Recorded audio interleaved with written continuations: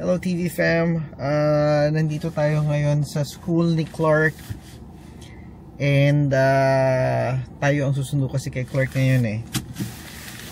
Dahil currently naka CD tayo, compressed day schedule. So nabakante ang oras natin. So para lang hindi tayo parati nag-iisip, no? Kasi we're looking at may tumatawag. Hello? It's Johnson. Johnson, thank you so much for calling. Hey. No, my pleasure. Sorry, I just freed up too. Yeah. I told you about the rate. I've already sent it back to Canada Guarantee. So, again, there was nothing on their end that would conflict. Okay. It's already sent to them. So, like I said with the timeline, I probably won't get the reply until tomorrow, though, if they do see anything wrong with the property. Okay. So I've sent it off to Canada Guarantee. They should be back with the decision tomorrow. I don't see any reason why they would deny. Okay. That's what I need. Okay. Okay. I actually just see a response from Canada Guarantee. Give me a second. Okay. Okay. Yeah, they just updated me at your request. The application has been referred to our underwriting team for detailed review. We'll get back to you shortly. Again, nothing on the bank side will deny me the subject removal. It's all about Canada Guarantee, which I can't represent them, right? Yeah. I don't see anything wrong. They're probably going to get back to me by latest tomorrow morning. That's okay. So what will happen here? Let's say everything is all good. You know, we got a response from them. They said they're going to insure it. Right? Okay. Yeah. So once they say they're going to insure it and everything's all good, I don't need an appraisal anymore because they're the ones that do everything, right? Yeah. I actually, in fact, don't even know if they do an actual appraisal on the property or not. They probably just look through their files to see if they can insure it or not. Yeah. So inspection-wise, because you're going to do your own inspection, right? We're already done. We did the inspection already last week. Oh, and there's nothing wrong, right? Yeah, just a minor thing, like a few wet places in the bathroom. So we're thinking of like using that. Or what are they? Do you know? Sorry? They're not complete leaks or anything like that. No. Nothing to that effect. But we want to use the results to negotiate a credit of some sort coming from the seller. Of course, because you got to fix it. Exactly. And so we wanted to make sure that number one, you know, first our finances all good, you know, because we're embarking on this negotiation phase. We don't want to like, you know, waste the effort of the realtor to do this on our behalf, only to find out that it won't work. Mario actually emailed me too. So okay. Yeah. Okay. What I can say with my experiences with purchases and mortgages and everything like that. Yeah. I'm like, honestly, from what I think I told you about this too, subject removal is not a, how do I say it? It's not a 100% like, hey, we're done. That's it, you know? Yeah. Your closing's not until July, so technically the mortgage doesn't fund that until all the way in July. Correct. So technically from May to July, if there's any fixes that need to happen, let's say if there's anything on the bank side that, hey, we want to negotiate a rate or something like that. Yeah. Down and we want to negotiate another rate before it's closing. Yeah. And that means the application, we're still editing the application, if you kind of know what I mean. Right? Got it. Yeah. Subject removal is technically just a, hey, we've got funding. Okay. We're good to go. The bank said we're good. And from this point, I can already say that we're approved for the money. Okay. I don't see anything coming back I don't see why insurance would come back and say no. There's nothing wrong with your application, right? But I'll be comfortable saying that, like, on Wednesday, you probably want to hear it from me first, right? Yeah, exactly. We just need that, I guess, confirmation that, you know, we've done our part, we're all good. And from our end, even the inspector says, like, you know, the building is in good shape. It's rain screened. It's, you know, they've done their like upgrades, like the windows have been replaced and whatnot. So it's in good condition. So I'm not worried about, you know, appraisal or whatnot. It's just the timing. So when you say you're going to send us or confirm with us that, John, you can, you know, remove subjects, is that going to be just an email thing, or is there a documentation that supports that? So technically it's just an email document. Oh, okay. Okay. Yeah, so that's why it's not like the bank gives you something like, now of course I can give you like, obviously if you want something in better writing, there's an email that's me validating to you already. Correct. With like a paper document officially from Scotiabank, I can actually give you like an approval letter as well. Okay, okay, perfect. Thank you so much. Thank you so much. Take care. All right. Okay. Bye-bye. Ay, nakatawag din actually yung financial advisor natin, and we are good, no? We're just waiting for that one final call, but he can essentially say na pwede niya nang i-remove yung subjects, but we're not gonna be saying that up until the closing date, which is this coming Wednesday. So, crossing our fingers. Balikan ko kayo, daanan ko lang muna si Clark. I think tapos na yung class nila. Magandang hapon. Ay, no. Ito kami magwa-walking. I'm doing a race, Dad. You're doing a race? Yeah. Race day. So magwa-walking lang tayo kasi medyo maganda ang weather. Hindi ganon kalamig. Hindi rin ganon kainit. Perfect na perfect sa paglalakad. Yeah. So i-take natin tong opportunity na to kasi hindi ko na kayo na-update kanina eh. Napitin yung pag-uusap natin, yung pagsundo natin kay Clark. So, update ko lang kayo na nakuha na namin ang formal letter coming from the bank. And so, we made it just in time. Wala na tayong problema. No? Yeah? Yes, I'm doing a race for Switch. Yeah, and Switch. Yes. So, yung dokumento natin all set. 2 days bago pa matapos ang pag-close or yung deadline ng ating subject removal, all good na tayo. Wala na tayong problema. Runaway race car.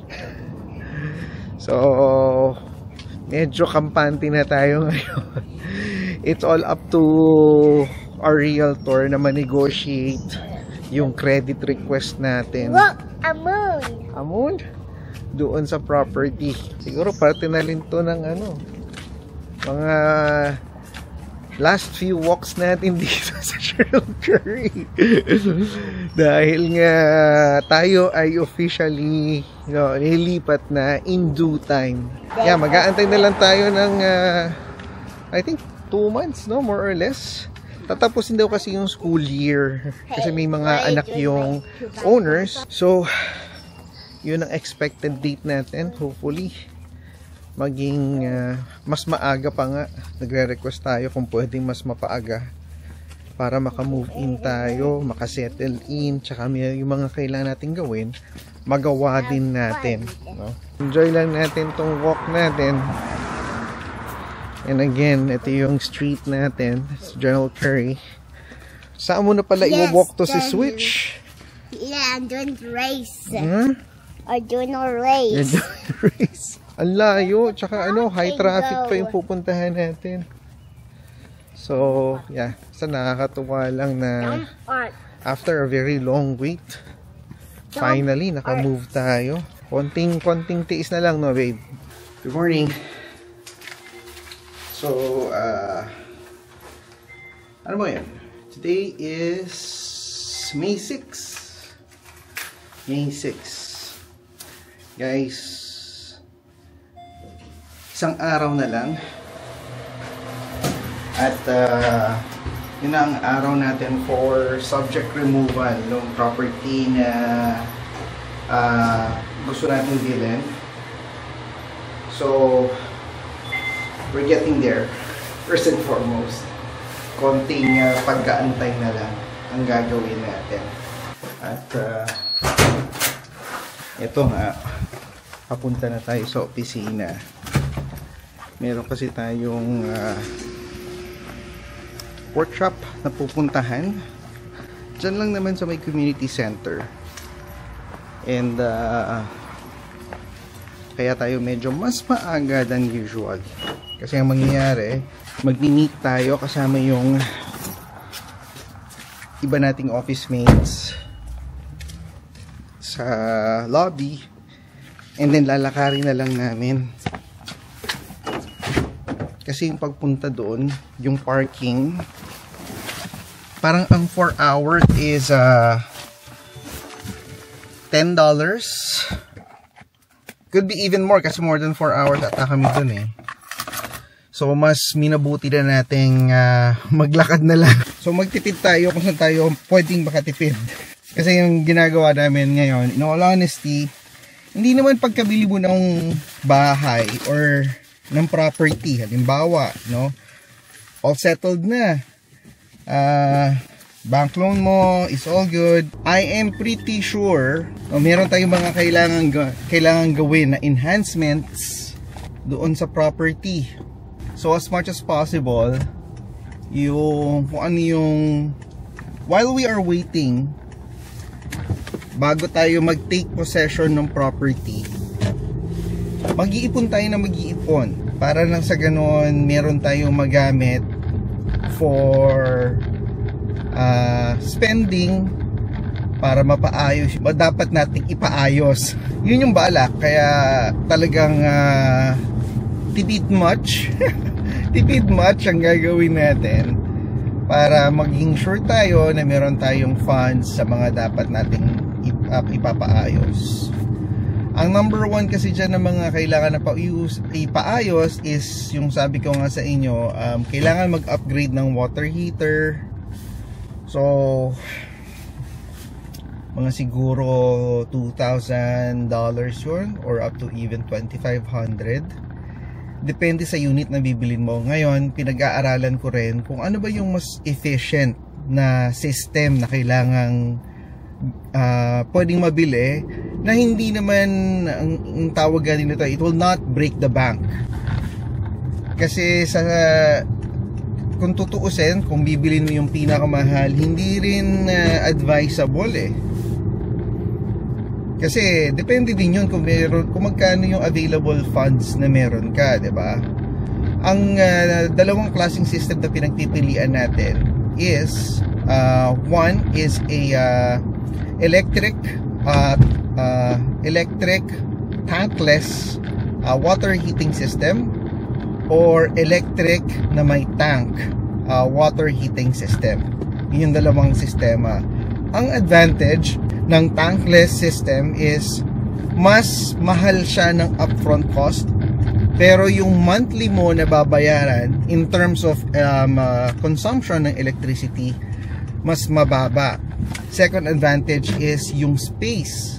Yung space na kakailanganin mo for a tankless, kaya nga with the term tankless, no, mas maliit yung space na required sa tankless kasi walang tangke. Ang disadvantage naman is yun nga, sabi ko mahal yung upfront cost, pero yung with tank naman na system, ang advantage nun is mas mura, no, cheaper upfront cost as compared doon sa tankless. Marami pa talagang kailangan i-consider, kaya talagang doble, triple yung ating pagre-research dahil sa current bahay natin, hindi natin iniisip yan eh. So tuloy natin, no? Mukhang maganda-ganda ang pag-uusapan natin, maganda din tong topic na naikwento natin sa inyo para magkaroon kayo ng idea. And then mamaya na lang ulit, pasok muna tayo. So pauwi na tayo, long day as usual.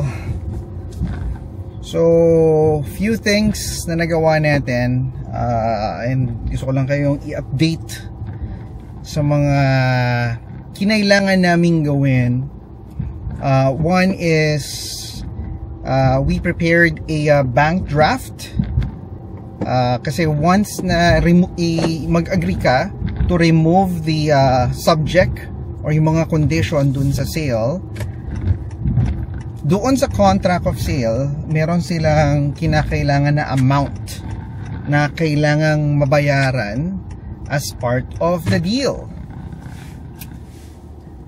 And so in this particular situation, we were asked to prepare a bank draft for a certain amount.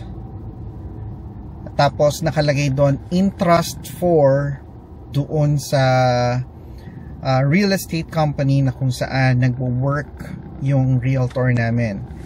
So that would confirm that we have yung amount na yon, which will be a part of the down payment required for this property.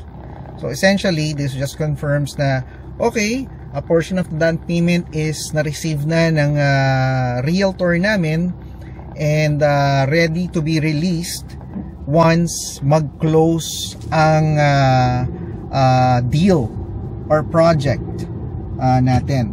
Anyway, as I was saying, no, so yun na nga yung gagawin. We have prepared that, no? Talagang pinaghatian na namin ni Joyce kung paano namin to i-attack. Kasi nga hindi ako available kanina, and so siya na lang yung pumunta sa bangko to meet with our financial advisor para mapagawa yung bank draft na yan. And so nakay Joyce na yung copy or yung mismong bank draft. Hindi ko alam kung may fee. Siguro update ko na lang kayo in the upcoming vlogs kung meron ngang fee na binayaran. Hindi ko alam kung may $10 fee or kung na-waive yun, well and good. But i-share namin yan later on once na makausap na natin si Joyce. And then today, siguro mamaya, I think 5:30, yung realtor namin will be coming over to pick this bank draft up from our place and then ibibigay yan sa office after the fact. So we'll see, how it goes. Tomorrow is the day, final date for subject removal. Once we are good with that, settled na tayo doon. One update na maybe gusto kong i-share din sa inyo is may may leverage talaga yung pagpapagawa mo ng inspection. So yung pinagawa naming inspection, we negotiated pa with the seller na based on the inspection, ito yung mga items na nilista nila, and us being considerate naman kasi nga medyo madami kasing interesado doon sa property, hindi namin inask yung total value nung cost to fix all of those deficiencies na nahanap namin sa inspection. Ang chinarge lang namin, not really chinarge or ni-request namin, is half of the cost. Kasi gusto din namin maging considerate doon sa seller, and we want to act in good faith. Ika nga, in good faith. Na hindi naman kami nandito para gulangan kayo, pero help us din naman with the unexpected expenses nung property na kino-call out nung inspector. So, and I'm very, very pleased to inform everyone na naging considerate enough naman yung seller at na-accept yung request natin na yan, na malubha natin kinatutuwa kasi malaki-laki din yun, hindi siya maliit na amount, pero of course malaki pa rin yung gagastusin mo sa pagpapagawa.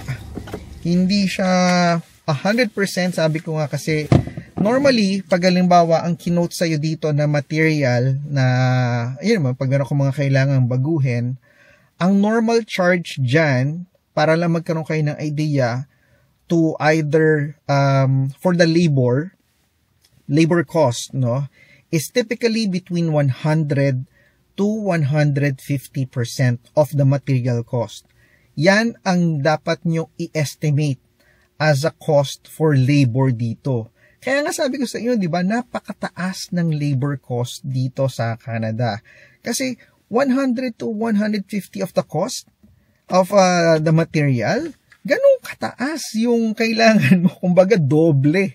Di ba, yung dapat mong i-budget. So, for future requirements, kung halimbawa nagka-canvas kayo, halimbawa kailangan nyo magpalit ng ganito, punta kayo sa Home Depot, tingnan nyo kung magkano yung equipment na yon. It could be a heater, it could be a blower, or an AC centralized unit. And then, yung cost na yon, doblehin nyo yun yung dapat nyong i-budget. And then, maglagay kayo ng contingency na additional 10 or 15%, para meron lang kayong buffer para sa mga unknown expenses na mahahanap at ma-find out pa ng mga mechanics once nag-install sila ng ganong klaseng equipment. Anyway, yun lang yung gusto kong i-update sa inyo. And then, hopefully, ma-discuss pa natin more in detail once na makausap na natin si Joy sa taas. Tapos na naman ang isang araw. At, ngayon nga pala, kanina kasi, kumain tayo sa labas for lunch. And then, yun na siguro yung dinner natin for the day. I mean, yun na yung meal natin for the day. Huwag tayong kumain ng dinner. Iba talaga ang adulting life. Napakadami mo kailangang isipin. Tsaka asikasuhin. Mga bagay na kailangan mo i-consider. Kaya kung magpapa-apekto ka talaga sa mga bagay na kailangan mo i-address. You know, it could be expenses, pagbabudget ng finances. Wala talagang katapusan eh. So, I guess kailangan mo lang talaga i-pace para hindi ka naman ma-overwhelm sa stress. Ayan. Soon enough, ibang hallway na yung papasukin natin. City of mine, how I love the city of mine. It never gets me down.